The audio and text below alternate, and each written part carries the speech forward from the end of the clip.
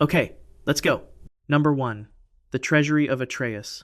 The year is 1250 BC. You are a stonemason, working the hillside south of the Lion Gate at Mycenae, watching men guide a stone that weighs roughly 120 tons into position over a doorway cut into the earth. You do not know what the chamber behind that door will be used for.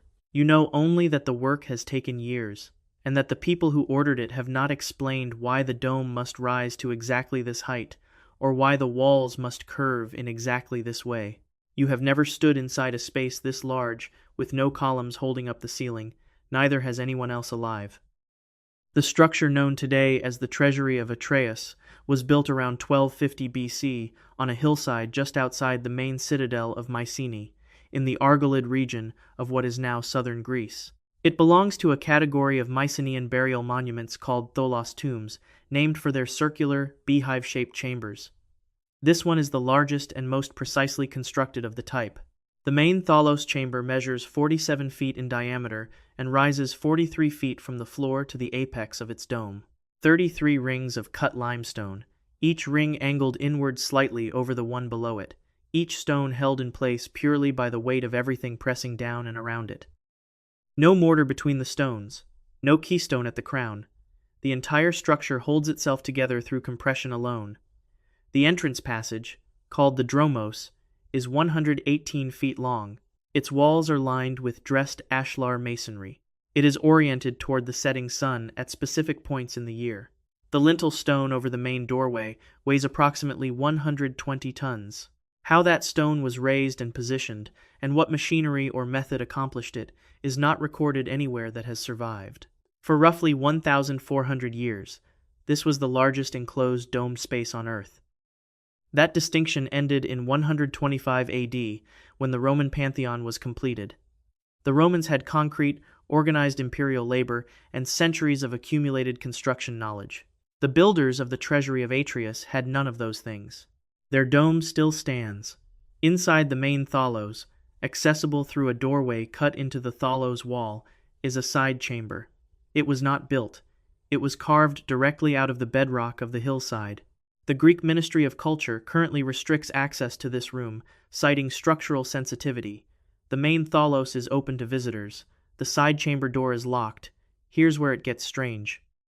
Rupert Till, an acoustic archaeologist at the University of Huddersfield, conducted measurements of the acoustic properties of the main tholos chamber and published his findings in 2014. He documented a whispering gallery effect. Sound produced at any point along the curved interior wall travels along the surface of the dome and arrives, clear and intact, at the point directly opposite. The center of the chamber is a dead zone. Sound produced there dissipates without significant reflection. The same phenomenon operates inside the dome of St. Paul's Cathedral in London and inside the rotunda of the United States Capitol. Both of those buildings were designed by architects who understood this behavior and engineered it deliberately. The Treasury of Atreus predates both of them by more than 1,300 years. Till's measurements are published. They cover the main tholos. No equivalent published study has attempted to document what happens acoustically inside the side chamber. Restoration workers who had access to the side chamber during work carried out through the 1990s and 2000s reported something specific about the carved bedrock walls. Not an atmosphere. Not a vague impression. A sound. Low in frequency, sustained, localized to the walls themselves, present when the chamber was otherwise silent. Multiple workers described it. Their accounts were independent. None of them were researchers. None of them were carrying instruments. The physics that would explain this is not in dispute. Rock under long-term compressive load produces sound as internal stress continuously redistributes through the material. This is documented in mining safety research and in seismic monitoring literature going back decades. The bedrock walls of the side chamber have been carrying the weight of the corbelled limestone dome above them for approximately 3,200 years. That load is not hypothetical. The redistribution of stress within that rock is an ongoing physical process. What those workers described is consistent with what the physics predicts. And yet, no acoustic recording equipment has been brought into the side chamber under the conditions in which the sounds are most consistently reported. The workers describe them as occurring after midnight and before dawn. No calibrated instrument has operated in that room during those hours. No published study has attempted to characterize the frequency range of the sounds, to locate their source within the bedrock, or to determine whether they follow any pattern across a night, across a season, or across a year. The door to the side chamber is locked. The thalos is 20 feet away and open to the public. The gap between what happened acoustically inside this hillside 3,200 years ago and what may still be happening inside its carved bedrock walls tonight is a gap that no instrument has ever crossed. What frequency would a calibrated sensor detect if pressed against those carved walls in the hour before dawn? And would the signal it returned match what compression physics predicts a stone bearing that specific load for that specific duration should sound like? Number 2. The Pyramid of the Sunday. The year is 1971. You are a surveyor with René Millen's Teotihuacan mapping project out of the University of Rochester. You have spent months walking this dead city on the high plateau of central Mexico, measuring streets, cataloging structures, assembling the most complete spatial map anyone has made of this place. Today, a crew boring a test shaft near the center of the Pyramid of the Sun hits something unexpected beneath the rubble fill. Not bedrock, not more fill, a void. You lower a light into the opening. The beam finds a passage, approximately 300 feet long, running horizontally beneath the pyramid, branching at the far end into 4 separate chambers. The passage sits directly beneath the central axis of the structure. Someone knew it was there before they built. They placed the pyramid directly over it. The Pyramid of the Sun stands in the state of Mexico, roughly 30 miles northeast of what is now Mexico City. Construction began around 100 AD and was likely complete by 250 AD. The base measures 738 feet on each side. The pyramid rises 216 feet from the valley floor. By total volume, it ranks as the 3rd largest pyramid ever constructed. Leopoldo Batres conducted the first major archaeological excavation in 1906. He stripped and partially restored the outer face. He documented construction phases, massive rubble fill, and successive building layers going back centuries.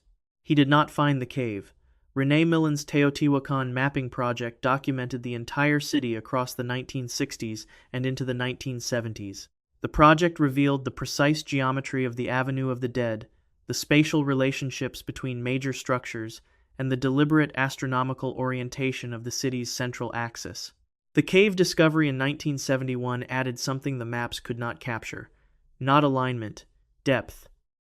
Doris Hayden of UNAM published the definitive study of the cave in 1975. Her research documented its branching layout and proposed its likely function within Mesoamerican cosmology. In that cosmology, the Earth was not simply ground, it was origin. Hayden argued that the cave beneath the pyramid represented the mythological point of emergence, the place from which the first people entered the world. The pyramid built above it was not primarily a monument meant to be seen from a distance. It was a structure placed deliberately over a specific feature below the surface, a marker, or, in some interpretations, a seal placed on top of something that was meant to stay contained. The cave was accessible briefly after its rediscovery in 1971. A partial roof collapse in the 1980s further restricted entry. Public access has been closed since then. The cave's current internal condition is not publicly documented. Most visitors who climb to the top of the Pyramid of the Sun today are unaware that a branching passage exists directly beneath them. Here's where it gets strange. In the 1980s, workers and researchers excavating a structure immediately adjacent to the Pyramid of the Sun, a building now called the Mica Temple and considered part of the same complex, found something buried inside the construction layers. Massive sheets of mica, 2 layers thick, each sheet covering hundreds of square feet. The mica was not applied to any visible surface. It was not decorative in any recoverable sense. It was installed between layers of construction fill, permanently invisible from the moment the walls above it were sealed. No one living after the building was complete could see it, reach it, or verify it was there. Mica is not a local material. Geological sourcing has traced this specific mica to Minas Gerais, Brazil. That is approximately 3,000 miles from Teotihuacan. Someone quarried this material in South America, transported it across roughly 3,000 miles of terrain, processed it into large flat sheets, and buried it inside walls where it would remain hidden. The quantity involved was not trivial. This was not a decorative accent. It was a systematic installation across an enormous surface area. There is no formal explanation for the mica in the published archaeological literature on Teotihuacan. What is documented is what mica does physically. It is among the most effective electrical insulators found in nature. It reflects electromagnetic radiation. It is piezoelectric. When placed under mechanical pressure, it generates an electrical charge. And it reflects and focuses sound waves with measurable precision. Carl Lubman, an acoustic engineer who has studied sound behavior at Mesoamerican ceremonial sites, conducted measurements at Teotihuacan and found that the Avenue of the Dead generates specific standing wave patterns and concentrated sound reflections between the flanking pyramidal structures. Sound in this city does not simply propagate outward and dissipate. Under the right conditions, it returns. No published study has tested what the buried mica layers do to sounds traveling through the stone mass of the mica temple.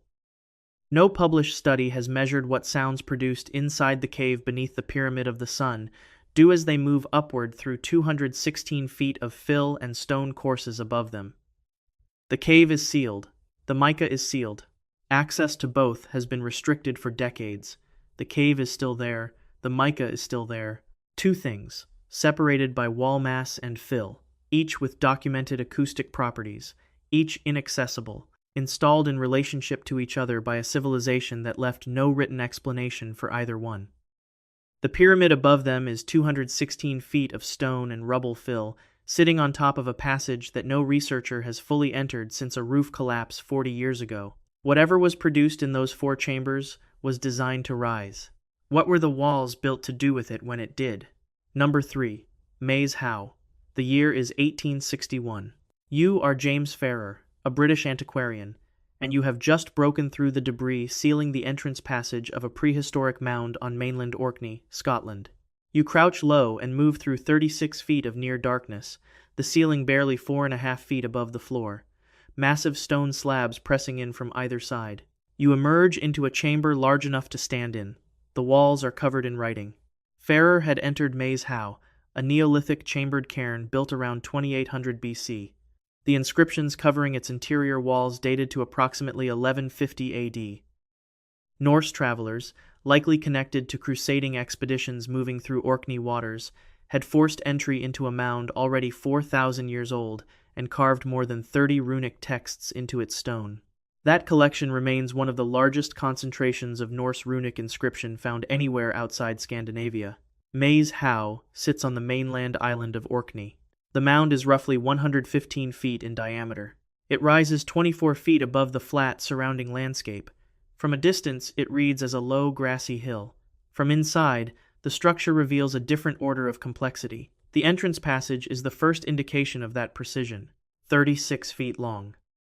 3 feet wide, 4.5 feet high. Visitors must crouch to pass through it. The passage is constructed from massive stone slabs, fitted without mortar, still perfectly aligned after nearly 5,000 years. The chamber at the far end is tall enough to stand in. The corner buttresses are single upright stones, each standing over 9 feet tall. The construction required not only physical labor on a scale that challenges modern estimation, but a knowledge of stone mechanics that no written record from this culture survives to explain. The builders also aligned this passage with astronomical intent. At the winter solstice, the setting sun shines directly down the full 36-foot length of the entrance passage and illuminates the back wall of the chamber for approximately 15 minutes. Then the light moves off the stone and the chamber returns to darkness. This alignment has performed without error for nearly 5,000 years. Whoever engineered Maze Howe understood solar geometry precisely enough to orient a major stone structure so that it still functions as designed, built by a civilization that left no written explanation of its methods. Historic Environment Scotland now administers the site. Access is by guided tour only, with strictly limited visitor numbers. During the winter solstice, those tours book months in advance. Here's where it gets strange. Dr. Aaron Watson and David Keating, acoustic researchers at the University of Reading, conducted acoustic measurements at Maze Howe. The two researchers had previously documented acoustic anomalies at the Hal Saflieni Hypogeum in Malta, a prehistoric underground structure of similar age and cultural weight. At Maze How, their measurements determined that the entrance passage functions as an acoustic focusing device.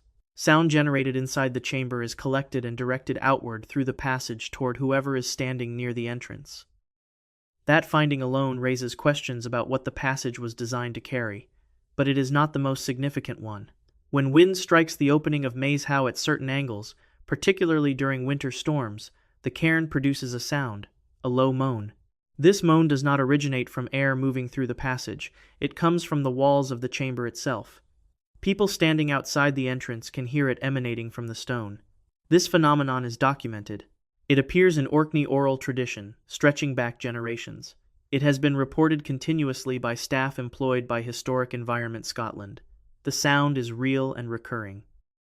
No published study has measured the specific frequency of the wind-induced moan.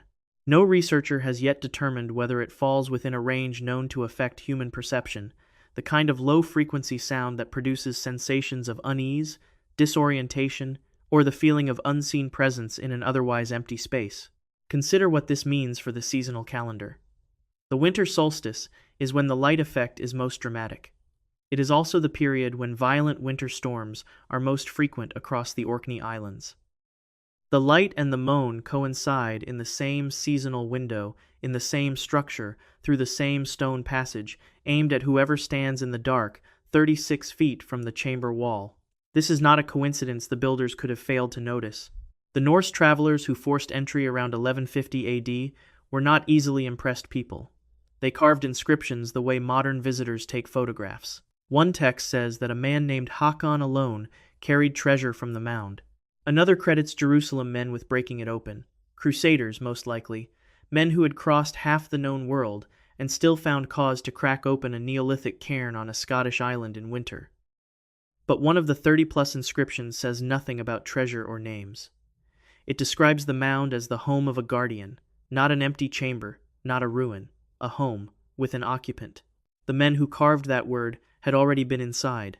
They had crouched through the same low passage, stood in the same chamber, heard or almost heard, or failed to stop hearing whatever moves through those walls when the wind is right and the solstice comes. They were men who feared nothing they could name, and they chose to call it a guardian anyway. What is Maze How producing, and for whom? The light arrives for exactly 15 minutes and retreats.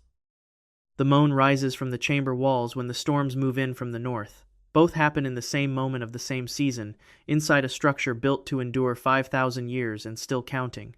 The people who broke in 1,000 years before us left a word on the wall for what they found.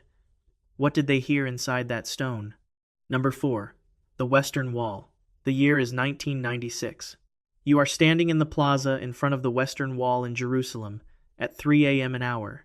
The devout scholars who come here every morning specifically identify as the most open, most porous interval of the night. The plaza is not empty. It is never empty. But it is quiet enough tonight for what the long-term worshippers have told you to listen for.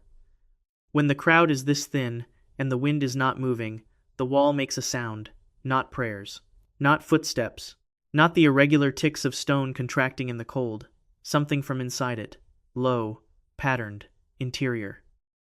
The Western Wall is the last surviving section of the retaining wall built by Herod the Great around the Temple Mount between approximately 20 BC and 19 BC. What is visible above the plaza stands approximately 62 feet tall. Below the current ground level, the wall descends another 56 feet into bedrock foundations that predate Herod by centuries. The visible section is only the top portion of a structure built to support the platform on which the Second Temple stood until the Romans destroyed it in 70 CE. Below and behind that visible stone face, sealed in the foundations and in the bedrock, are structures older than anything that can be read by standing here and looking at the surface. And from somewhere within those structures, the scholars who pray here longest and earliest, the Talmidei Chachamim, who have arrived before dawn every morning for decades, report sounds they have never found a satisfying explanation for. They describe them with the precision of people not easily impressed, rhythmic, low-pitched, occurring at intervals, not continuously, not echoes nothing nearby is positioned to echo, not structural settling which is random, patterned. localized to specific sections of the wall in the northern area, adjacent to what are now called the Western Wall tunnels, before sunrise. From within the stone, the Western Wall tunnels were first formally excavated beginning in 1967. The tunnel system runs along the length of the wall's concealed face, extending northward and revealing original Herodian stonework behind and below what is visible in the plaza. On September 24, 1996 tonight, the Israeli government opened a new exit at the tunnel's northern end, into the Muslim quarter of Jerusalem. This decision, made without advance consultation with Palestinian and Islamic authorities, triggered 3 days of violent clashes. 23 Israelis and 54 Palestinians were killed. The exit was a door. The violence was not about the door. It was about what the tunnel extension implied about what lay at its deepest unexplored end in the sealed section adjacent to the foundation stone, the Even Hashtiya, the most sacred point on the Temple Mount. The Jewish tradition places the Holy of Holies here, the Ark of the Covenant here. The deepest accessible section of the tunnel approaches to within approximately 89 feet of that estimated location. Behind that point is a section that has not been opened. It falls within the jurisdiction of the Islamic Waqf, the religious trust administering the Temple Mount since 1967. The Waqf has refused every request for archaeological investigation submitted by any institution since that year. Israeli Antiquities Authority, international academic bodies, every university department that has formally applied. The refusal is total. Here's where it gets strange. The refusal extends to non-invasive surveys, ground-penetrating radar, seismic reflection arrays, technologies used routinely beneath churches, cemeteries, and city streets throughout Europe and the Middle East to map subsurface structures without moving a single stone. You don't need to dig. You send a signal into the ground and record what comes back. The Waqf will not permit even that. Refusing excavation means you don't want the site disturbed. Refusing a radar scan means you don't want the site mapped. Those are not the same decision, and they do not have the same implication. In 1999, the Waqf conducted its own unauthorized excavation beneath the southeastern corner of the Temple Mount to construct the Marwani Mosque. The project removed thousands of tons of earth from an area archaeologically undisturbed for centuries. That material containing pottery, architectural fragments, coins, and inscribed stones spanning 3,000 years was dumped without documentation into the Kidron Valley. Archaeologist Gabi Barkai organized a salvage operation for the discarded fill. The Temple Mount Sifting Project, working through the dumped material over subsequent years, recovered artifacts from the 8th century BC through the Ottoman period. Material that had survived intact for 2,800 years was destroyed in 48 hours. The Waqf excavated, without documentation, the section it had spent decades refusing to allow anyone else to approach. It published no findings from what it found. The institution that controls this site conducted its own excavation of the area it most aggressively protects from outside investigation, destroyed the evidence, issued nothing. 3 major world religions share the claim that the most significant object in their common history was kept in a sealed chamber at this specific location. None will permit the equipment that would show whether anything is still on the other side of that stone. And in the pre-dawn quiet of the plaza, in the sections of the wall adjacent to the sealed tunnel extension, something low, rhythmic, and patterned continues to be heard by the people who arrive here early enough to listen. The investigation has not been permitted for 60 years. What does a wall that has been refusing examination for 60 years sound like at 3 a.m.? Apparently, like that. Number 5. The Walls of Tiryns. The year is 1884. You are a laborer on Heinrich Schliemann's excavation crew at the citadel of Tiryns, in the Argolid plain of Greece, about 10 miles from Mycenae. It is just before dawn. Schliemann has sent a small party into a newly cleared passage inside the wall to retrieve tools and equipment stored there overnight. You are the one who goes first. The passage is 5 feet wide. The ceiling arches overhead in a corbelled vault, roughly 10 feet above the ground. The stones pressing in on both sides are Bronze Age limestone, fitted without mortar, cold under your palm. And then, from somewhere ahead of you, or behind you, or from inside the stone itself, you hear something that sounds exactly like a voice. Tiryns is one of the oldest continuously occupied sites in Europe. Construction at the citadel began around 1400 BC, during the height of the Bronze Age Mycenaean civilization. The site sits on a low limestone ridge in the Argolid region of the northeastern Peloponnese, roughly 10 miles southwest of Mycenae, near the modern town of Nafplio. For approximately 2 centuries, Tiryns was a significant center of Mycenaean political and military authority. When the Bronze Age system collapsed around 1200 BC, the citadel was abandoned. The walls remained standing. Homer called it well-walled Tiryns. That is the oldest surviving written description of the site. The walls were the defining feature before history recorded anything else. The walls were built from limestone blocks of extraordinary mass. Individual stones weigh up to 15 tons. The thickest sections measure 57 feet through. Originally, the walls stood approximately 60 feet high. When later ancient Greeks encountered these ruins, centuries after the collapse, they concluded the structures could not have been built by human beings. The stones were too large, too heavy for any known method of transport.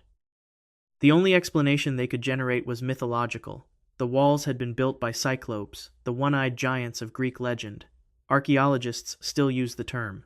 Cyclopean masonry is the formal designation for walls constructed from massive, minimally worked stone blocks of this kind. What the ancient Greeks did not reckon with was what the walls contained. The walls of Tiryns are not solid. Carved through the wall mass, there are galleries, vaulted internal passages running through the stone. The main gallery systems occupy the west and south sides of the citadel.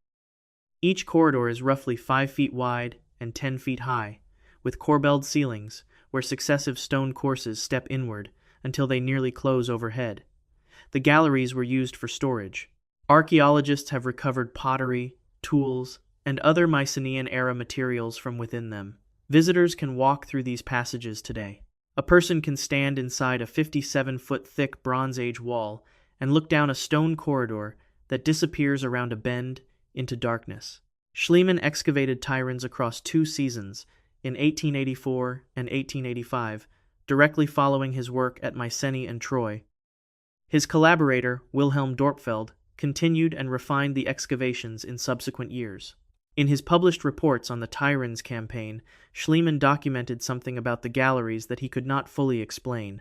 He described the passages as producing what he called voices when his workers entered them at dawn, before the main excavation activity had begun for the day. He attributed the sounds to wind moving through the voids in the wall mass. Here's where it gets strange. Modern visitors walking through the galleries report the same experience, sounds from gallery sections they cannot see. Voices, footsteps, what sounds like breathing arriving from the wrong direction, from a point somewhere through the stone itself. These reports are consistent enough to be noted repeatedly. They are not folklore.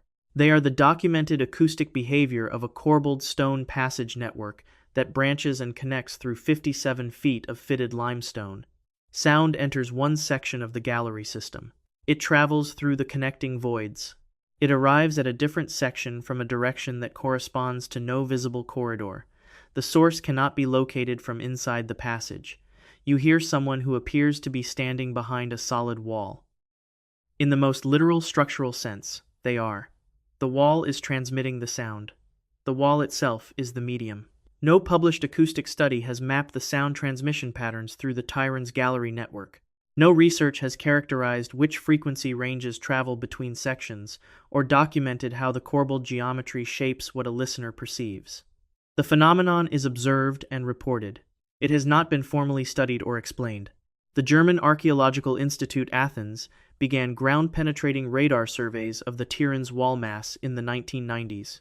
The radar identified additional voids within the stone that do not connect to any known gallery. Sealed hollow sections, sitting inside the wall mass, with no identified entrance and no identified exit. No excavation has opened them. Their contents are unknown. What they were built to contain has not been determined. Whether they were sealed during original construction or sealed deliberately at some later point remains an open question. Schliemann's workers heard something at dawn in 1884, standing inside the stone, before the formal excavation of the galleries had properly concluded. The sealed voids the radar found had been inside that wall for 3,000 years before anyone thought to look for them. What was making those sounds? And whether what the radar found has anything to do with that. Number 6. The Great Wall of China. The year is 1368. The Ming Dynasty has just begun, and the Hongwu Emperor has ordered the restoration and extension of fortification networks that will eventually become what the world calls the Great Wall. The project will run for 200 years. Hundreds of thousands of laborers, conscripts, convicted criminals, soldiers drafted for the duration will work simultaneously, along sections stretching from the Yellow Sea in the east to the Gobi Desert in the west. They will move approximately 353 million cubic feet of earth and quarry tens of millions of tons of limestone and granite. The work is happening in places so remote that transport takes days. When a laborer dies in one of these places, the logistics become simple. The wall is closer than anywhere else. There is a persistent belief in the communities that have lived alongside the Great Wall for 600 years, documented by Chinese folklorists and regional historians across multiple dynasties, that workers who died during construction were incorporated into the wall itself, buried in the rammed earth and stone core of the structure, rather than transported to any burial ground. The practical argument is straightforward. The wall was being built in locations where removing a body was genuinely difficult, and where construction schedules were enforced by imperial decree. The wall was a more immediate destination than any cemetery. This is not simply legend. Chinese archaeologists, working in sections near Shanhaiguan, the first pass under heaven, the easternmost fortified gateway of the Ming Great Wall, where the structure meets the Bohai Sea, have found human, skeletal remains embedded in the rammed earth and stone core of the wall. The finds are not comprehensive. The wall is too vast for systematic excavation. But the finds that have been made confirm that the bodies are there. What archaeologists have not formally addressed is why the sections where remains have been confirmed sound different at night. The communities at Shanhaiguan have accumulated accounts of what this section of the wall sounds like after midnight, spanning 6 centuries of overlapping testimony. Chinese folklore researchers and regional historical archives contain these accounts. They are consistent in their specifics. On cold, still nights, particularly when temperatures at Shanhaiguan fall to around 19 degrees Fahrenheit, sounds emerge from within the wall, not from the surface, from inside it, low-pitched, rhythmic. Below the frequencies associated with structural settling or animal movement within the mortar, occurring at intervals rather than continuously. Localized to the eastern Shanhaiguan sections, specifically the sections where archaeological confirmation of remains has been made. The Chinese term applied to these sounds across generations of documentation translates approximately as the feet of the workers. Not ghosts, not spirits. The practical, occupational identification of what is understood to be inside the wall, and apparently still moving. Here's where it gets strange. A wall with non-uniform interior composition voids that form around organic remains as they decompose over centuries, pockets of different material density, gaps where soil has shifted around embedded objects, behaves acoustically, unlike a wall of uniform construction. Irregular inclusions scatter sound internally. Vibration introduced into the wall structure encounters different densities at irregular intervals and reflects back rather than propagating cleanly through. The result is sustained internal reverberation, sound trapped between surfaces that don't line up symmetrically. In cold weather, thermal contraction of rammed earth and stone at differential rates produces mechanical stress within the wall. In uniform material, this stress produces random clicks and pops. In non-uniform material, a wall that contains human remains, this differential contraction can produce sustained low-frequency vibration at the interfaces between materials of different density. Rhythmic, not random. The physics supports the production of a low rhythmic sound from inside a wall of this construction type under these temperature conditions. What the physics does not explain is the localization. The sounds at Shanhaiguan are documented across 6 centuries of independent accounts as occurring in the same specific sections, not randomly distributed along the wall's vast length. The same sections the eastern Shanhai gateway areas, where archaeological excavation has confirmed remains. If the sounds were simply thermal acoustic emissions from a wall of this general construction type, they would appear wherever the construction type was similar. They appear where the people are. The Chinese government has not commissioned systematic acoustic study of the specific wall sections where remains are documented. The folklore documentation exists in regional archives and in the oral traditions of communities that have lived alongside this structure for 30 generations. None of this has been brought together in a formal, published acoustic analysis. What is inside the Great Wall of China is, by conservative estimate, thousands of people. What those people sound like from the outside in January, after midnight, in the sections confirmed by excavation to contain them, has been described consistently enough across 6 centuries that the description has become a category in the local historical record. The feet of the workers, not a ghost story, a phenomenon with a name. Reported from the same walls, in the same conditions, for 600 years. And what kind of structure holds the documented remains of human beings inside its core, produces rhythmic low-frequency sounds in those specific locations on cold nights, and has never been the subject of a formal acoustic investigation while being simultaneously the most studied constructed structure in human history? Number 7. The Hal Saflieni Hypogeum. The year is 1902. You are a construction worker on the island of Malta, drilling through limestone bedrock to lay foundations for a housing development, when your drill finds nothing, not rock, not soil, a hollow space in the stone that shouldn't exist at this depth. You lower a lamp into the opening. What you see takes several seconds to process. Carved chambers in the living rock, descending in levels, their walls smoothed by hands that finished this work approximately 5,000 years ago. The air rising from below smells like limestone and nothing else. Old, still, waiting. The Hal Saflieni Hypogeum on the island of Malta is the only known prehistoric underground temple in the world. Carved entirely from native limestone, beginning around 3600 BC and used for approximately 1,100 years until roughly 2500 BC, during which the people who constructed it placed more than 7,000 human remains inside. The structure descends across 3 levels to a depth of roughly 33 feet below the street, now running above it. UNESCO designated it a World Heritage Site in 1980. Access is strictly limited to 80 visitors per day because the moisture from human breath was measurably damaging. The ancient wall paintings still visible on the carved surfaces. The damage was real. The restriction is real. Within the middle level is a room called the Oracle Chamber. Small, curved ceiling. Walls originally covered in red ochre sections of that paint applied 5,000 years ago are still there. On one wall is a carved niche, roughly rectangular, positioned at a specific height above the floor. If a person stands in front of that niche and speaks in a low male voice, what happens is something researchers have described, with careful professional restraint, as extraordinary. Dr. Aaron Watson and David Keating, archaeoacoustic researchers at the University of Reading, conducted systematic acoustic measurements at the Hypogeum in 1994.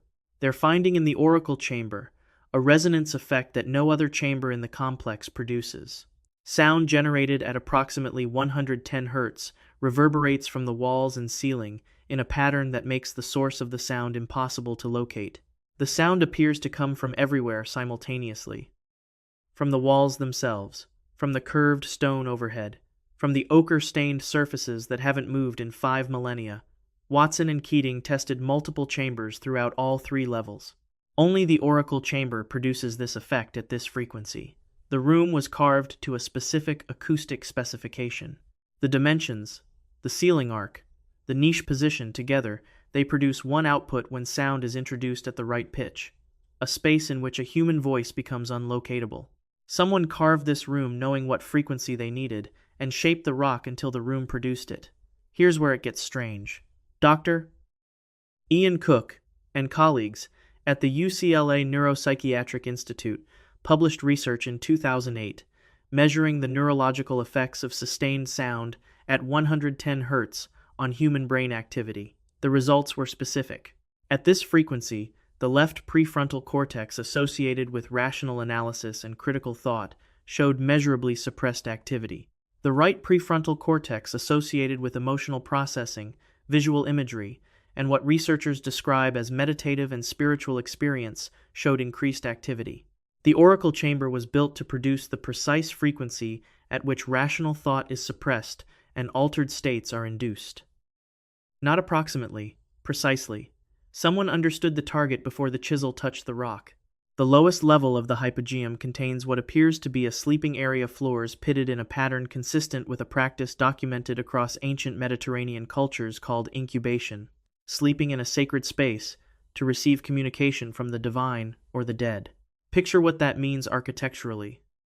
Ritual specialists, using the oracle chamber's carved niche above, producing sustained sound at 110 Hz, while people sleeping on the floor of the deepest level below them experience a voice that appears to come from all directions simultaneously at a frequency that suppresses their capacity to analyze what is happening to them. In a sealed underground space surrounded by the bones of 7,000 ancestors. This is not interpretation of vague evidence. This is a description of the documented acoustic mechanics of the site and their documented neurological effects, assembled as a system that has been in place for 5,000 years. What the builders intended cannot be confirmed from inside a carved limestone cave. What can be confirmed, the oracle chamber was built to those specifications. The frequency it produces has measurable neurological effects. The hypogeum was used for death rituals for over a millennium. These are not separate observations that happen to share the same location. They form a complete system architecture, frequency, neurology, ritual purpose that the builders assembled and that modern instruments can now measure from outside. The oracle chamber is viewable by visitors but not interactable. The red ochre is fragile. The acoustic properties are not fragile. The same frequency waits in the stone at the same pitch, in the same niche, in the same carved geometry, for the right voice to bring the walls alive again. Consider what the builders understood that they are not given credit for understanding. They built a structure underground. They carved a specific room to produce a specific frequency in the human neurological range. They stored 7,000 dead people in the surrounding levels. They created a sleeping area on the lowest floor, directly beneath the room, designed to suppress rational thought and induce vision. This is not a collection of features that accumulated by accident. This is an integrated system built by people who understood the relationship between architecture, frequency, the sleeping mind, and the dead. Reports of sounds from within the walls of the hypogeum during visits continue. The administration attributes them to echoes, from which source is not specified. Whether a room built to make sound come from its walls would produce sounds that visitors report coming from its walls, and whether this constitutes an explanation or simply a restatement of what the room was built to do, is a question the administration has not addressed. Number 8. The Necromantion of Acheron. The year is 280 BC. You have been here for 3 days. The priests gave you lupin seeds and oysters and a cut of pork, and you ate what they told you to eat, and you did not ask why. You have not spoken to anyone since the second day. You are thinking about the person you came to reach. Now they are leading you down a corridor that narrows as it descends, and the stone closes around you, and the light from above disappears entirely. You are standing alone in a chamber underground. The walls begin to make a sound. The Necromantion of Acheron sits near modern Mesopotamos, in the ancient region of Ephyra, in northwestern Greece. The name comes from the Greek nekros, meaning corpse, and mantia, meaning divination, oracle of the dead. That is what this building was built to be. The site sits at the confluence of the Acheron and Cocytus rivers. The ancient Greeks believed the Acheron was one of 5 rivers running through Hades. They did not believe this metaphorically. They believed that here, at this specific convergence of 2 rivers, in this specific valley in Epirus, the boundary between the world of the living and the world of the dead was thin enough to cross. Pilgrims came from across the Greek world to attempt the crossing, beginning around the 4th century BC. The ritual had a name, Nikia, consultation with the spirits of the dead. A pilgrim would stay at the site for days before the descent, eating prescribed foods in a specific sequence: lupin seeds, pork, oysters. This was not custom, it was preparation. Something in the sequence was believed to open the mind to contact with the dead. Then came the descent into the underground chamber, then the sounds. Sotirios Dakaris, of the University of Ioannina, began excavating the site in 1958 and continued through the 1960s. His was the definitive excavation. What he found underground had not been disturbed in centuries. The Romans had burned the above-ground buildings in 167 BC when General Lucius Aemilius Paulus destroyed the site following his defeat of the Macedonian king Perseus. Paulus knew what the site was. The underground structure survived the burning. Stone does not burn. Decaris documented a series of corridors leading down to a large central chamber. The walls were massive cut stone. The ceiling was corbelled. The floor sat directly above underground water. The Acheron and Cocytus rivers do not only converge at the surface, they run beneath the site, through limestone channels carved over thousands of years, still moving in the dark. He also found something else. Iron wheels, chains, a bronze mechanical device. Decaris identified it as a crane, functional and sophisticated, capable of raising a figure up through a trapdoor in the floor of the main hall above the underground chamber. A figure could appear to emerge from the earth itself. The mechanism was real. It was engineered. It is displayed today in local museums. Here's where it gets strange. Decaris recorded in his excavation notes that his team, working in the underground chamber during evening hours, heard sounds from the walls, not echoes, not sounds bouncing back from their own movement through the corridors. Sustained, low-frequency sounds, localized to specific sections of stone, distinct from any acoustic effect he could attribute to his team's presence.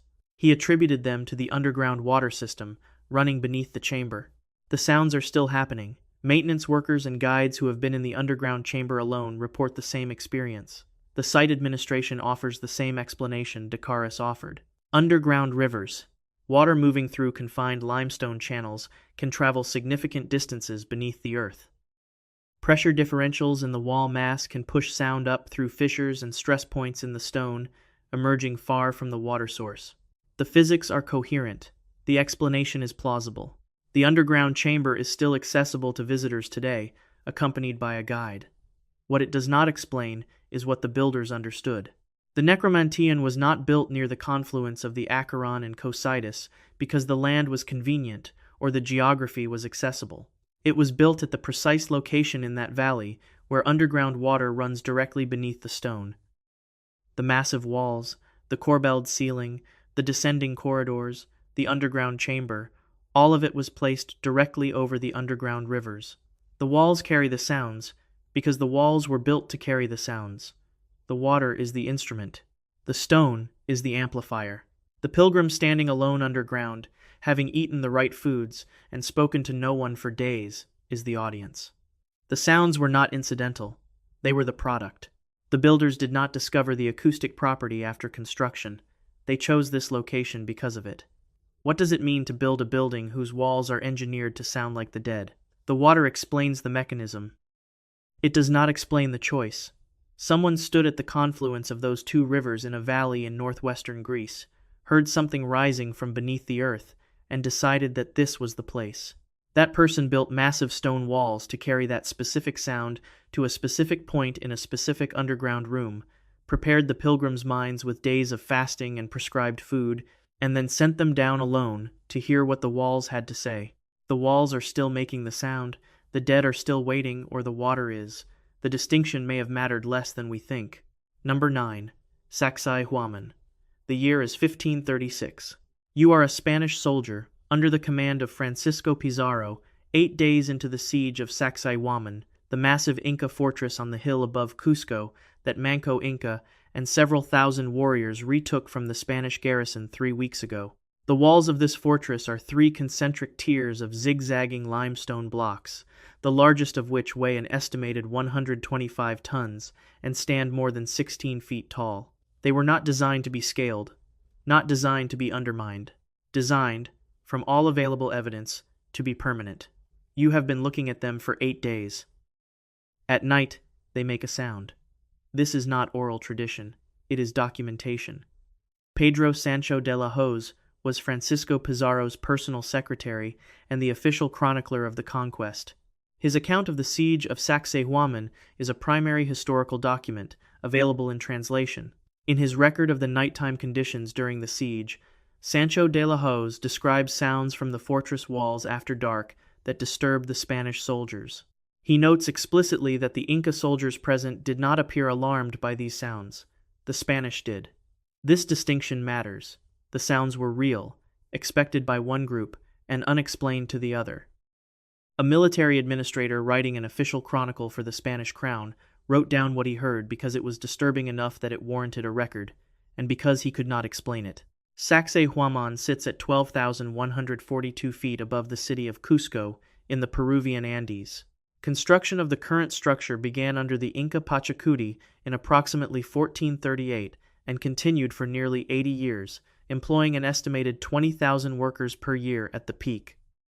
The three zigzag tiers of limestone are quarried from sites up to 22 miles away, transported without wheeled vehicles, without iron tools, and fitted together without mortar. The fit between blocks is precise enough that a knife blade cannot be inserted at the joints. Visitors attempt this daily. The walls are not solid. Ground-penetrating radar surveys at Sacsayhuaman, beginning in the 1990s, have found voids within and beneath the fortress walls, internal spaces, tunnels, and passage networks extending beneath the outer structure and into the hillside. The most significant is the Chincana. In Quechua, labyrinth. Multiple Spanish colonial chronicles from the 16th and 17th centuries describe a tunnel system extending from beneath the fortress to the Coricancha, the Temple of the Sun, at the center of Cusco, approximately a mile away underground. The chronicles record that Manco Inca used these tunnels during the siege of 1536. They record that the Spanish authorities ordered the passages blocked after the siege ended to prevent military use. The blocking was done, the mapping was not. Several Spanish colonial officials in the decades following 1536 attempted to enter the Chincana. The accounts they left describe reaching a point where the passages became too complex, too dark, and too disorienting to navigate and turning back.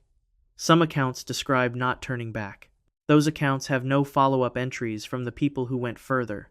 Here's where it gets strange.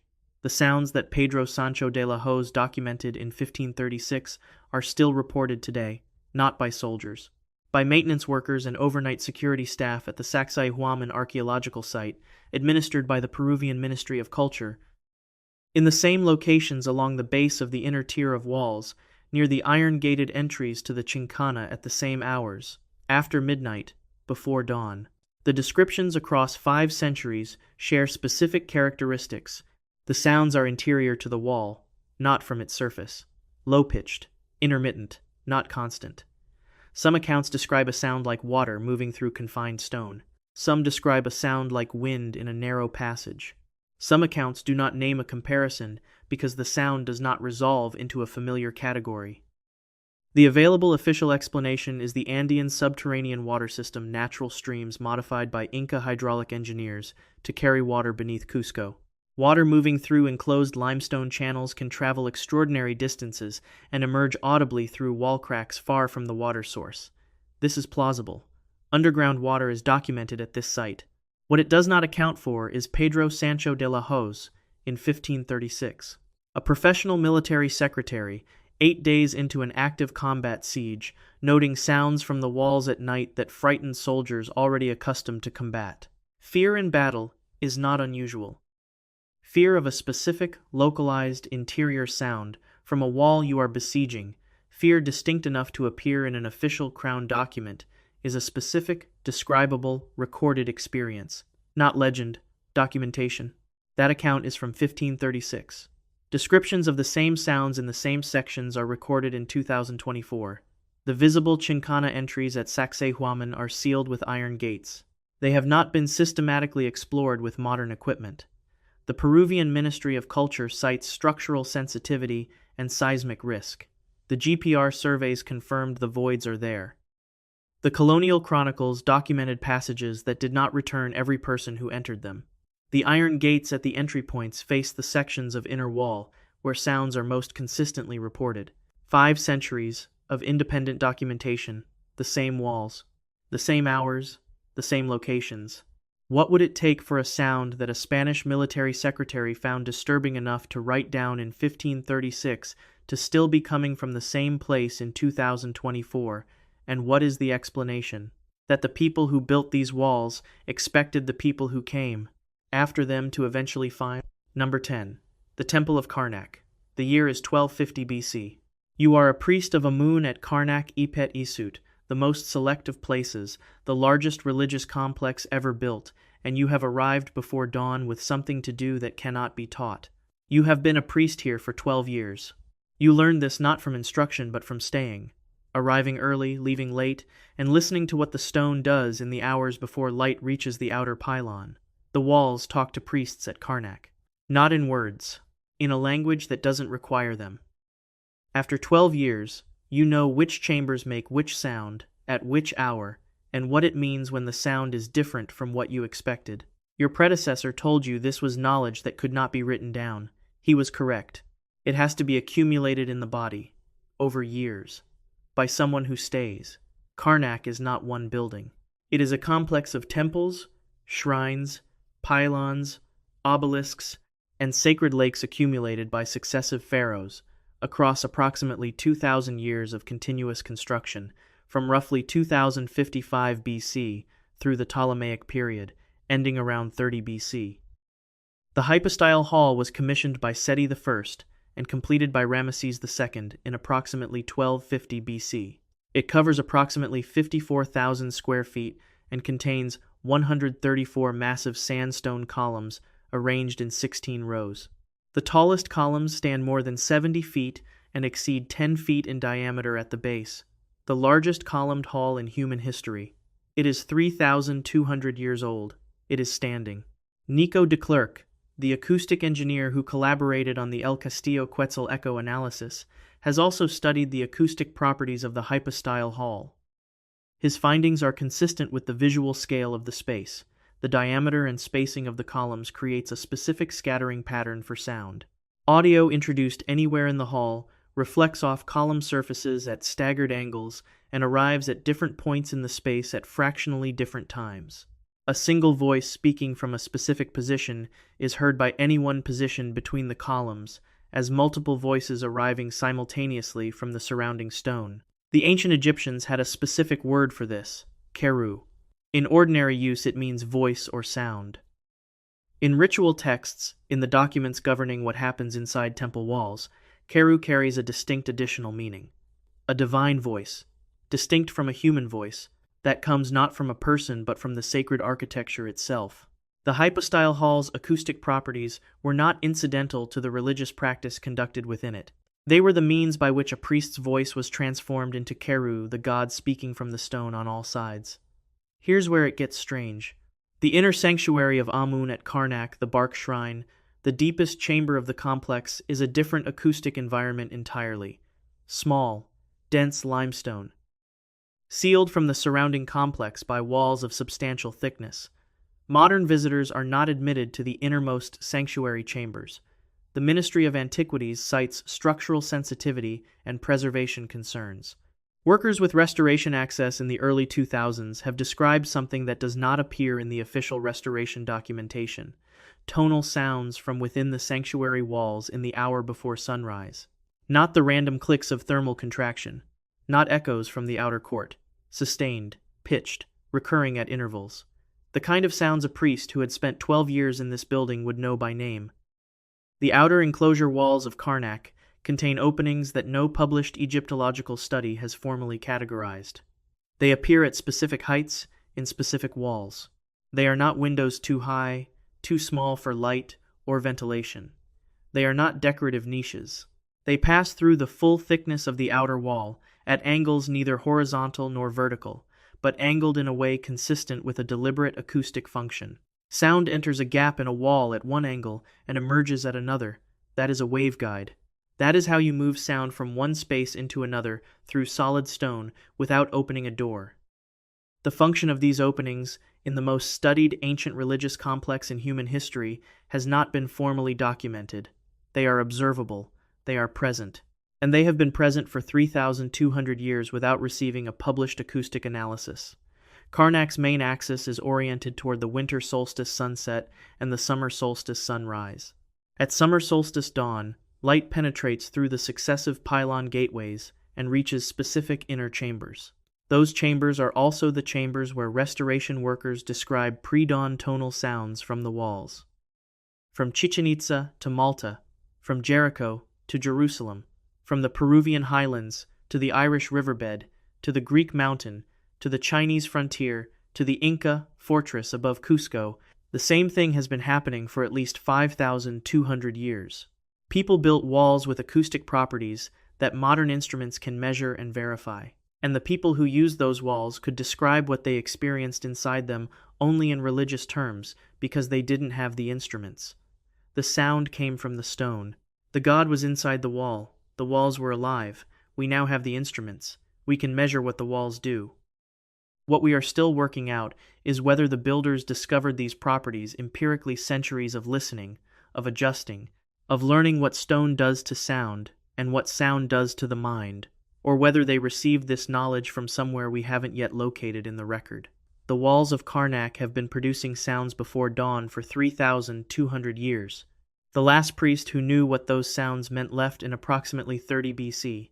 Subscribe and leave a comment which of these walls would you stand against after dark, and tell us where you're watching from.